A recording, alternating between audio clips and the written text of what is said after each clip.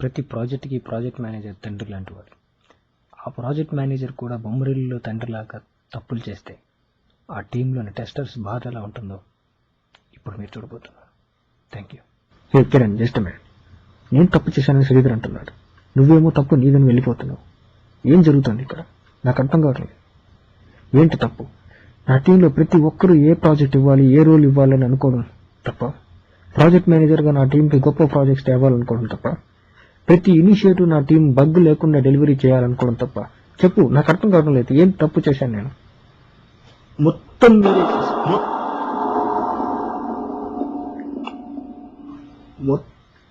మీరే చేశారు. చాలు సార్, ఇప్పటి వరకు మీరు నాకు చేసింది చాలు.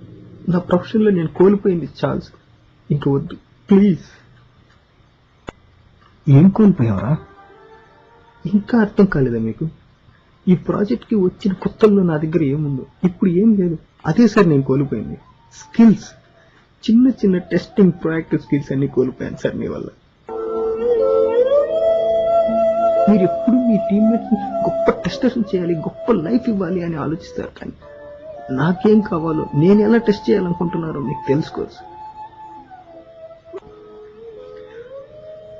అడిగిన ప్రాజెక్ట్ కన్నా పెద్ద ప్రాజెక్ట్ ఇవ్వడంలో ఉన్న సాటిస్ఫాక్షన్ మీకు తెలుసు సార్. కానీ కోరుకున్న ప్రాజెక్ట్ టెస్ట్ చేయలేకపోతే ఉన్న బాధ మీకు తెలుసు సార్. నాకు తెలుసు. అసలు నాతో మాట్లాడితే కదా సార్ మీకు తెలిసేది ఈ ప్రాజెక్ట్ నాకు ఇష్టమో లేదో. ఏదైనా ప్రాబ్లం ఉంటే నా టీమ్మేట్స్ ని పిలిచి మాట్లాడతారు. నాతో మాట్లాడండి సార్, నన్ను చూసి మాట్లాడండి సార్. నాతో ఫ్రెండ్లీగా ఉన్నాడు సార్. ఈ మాట ఎప్పుడు నేను కదరా అంటాను.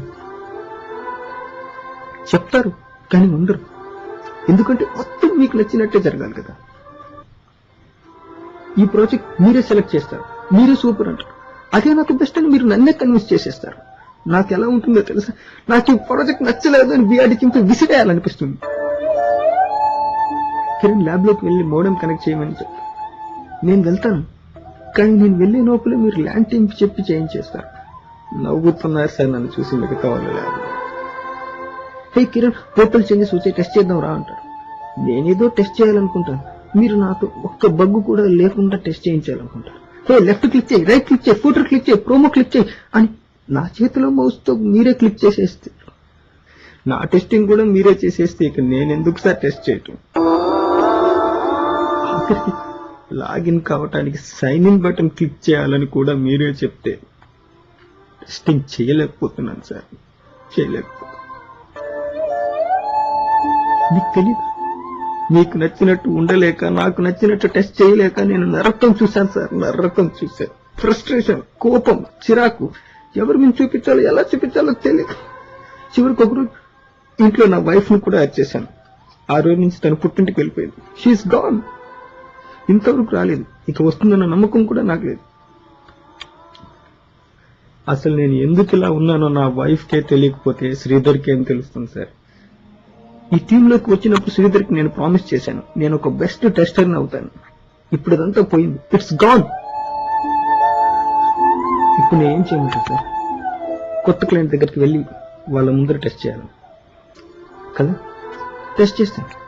కానీ ఒక్కటి చెప్తున్నాను సార్, ఇప్పటి వరకు నేను పనిచేసిన ఈ SIT, UIT, PL environments, coffee projects వాటికి తెలియదు సార్ నాకు అవి నచ్చవని.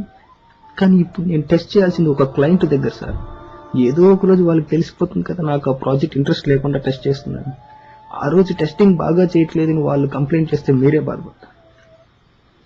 ఇప్పటిదాకా ఒక ప్రాజెక్ట్ మేనేజర్గా మీరు గెలిచాను అనుకుంటున్నారు కదా, కానీ మిమ్మల్ని గెలిపించడానికి 24 నెలలుగా నేను ఓడిపోతూనే ఉన్నాను సార్. ఓడిపోతూనే ఉన్నాను.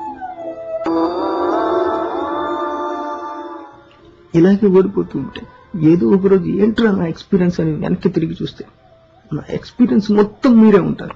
అందులో నేను ఉండను సార్. నేను ఉండను. ఇన్నాళ్ళు నేను హ్యాపీగా టెస్ట్ చేయలేదు సార్. హ్యాపీగా టెస్ట్ చేయడానికి ట్రై చేశాను. ఇక ముందు కూడా అలాగే ఉంటాను. నాతో రిక్వెస్ట్ సార్, నాకు నచ్చని ఎన్విరాన్మెంట్ ప్రాజెక్ట్స్ ఇచ్చి నన్ను టెస్ట్ చేయమని చెప్పొద్దు సార్ ప్లీజ్.